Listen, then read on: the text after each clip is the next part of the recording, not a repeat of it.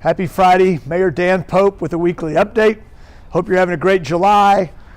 I missed being with you last Friday, but full of information today. Yesterday at our council meeting, a couple things I think you might be interested in. One, during work session, we got a great report from the Lubbock Animal Services Group. Jennifer Harville is the interim leader out there, and she and her team have done a wonderful job. You may remember last fall that we got a report from them saying that on a monthly basis, our average live release rate or save rate was about 30%.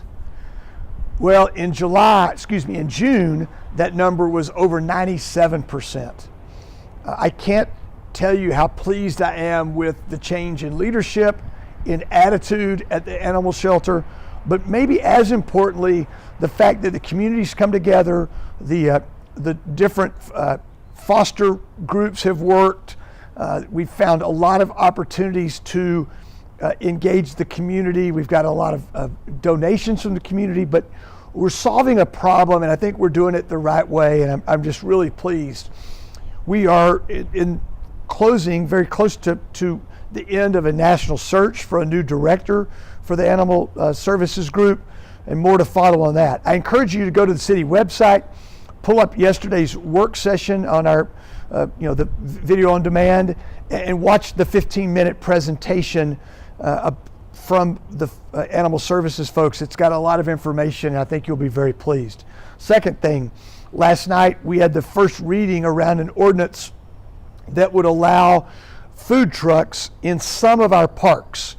And there's an article in the Lubbock Avalanche Journal today about it, but I encourage you to dig into that. I think it's a good move. It will allow us in our larger parks where we could have food trucks and not get in the way of our neighborhoods and our residents, but also provide a service that many of our citizens have been asking for. It's something that we'll be watching closely to make sure it is implemented smoothly, but I think it's a positive step forward. Finally, I hope you've noticed the progress on Citizens Tower.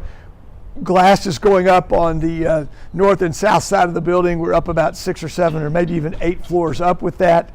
There's a lot, finally, after all of the tear down and ready to rebuild it, we're starting to see a lot of activity, and it's if you're not downtown, make a trip, or when you're downtown, make sure you check that out. I appreciate all your support. I appreciate your letters, your prayers, your good ideas. I look forward to talking to you again next Friday.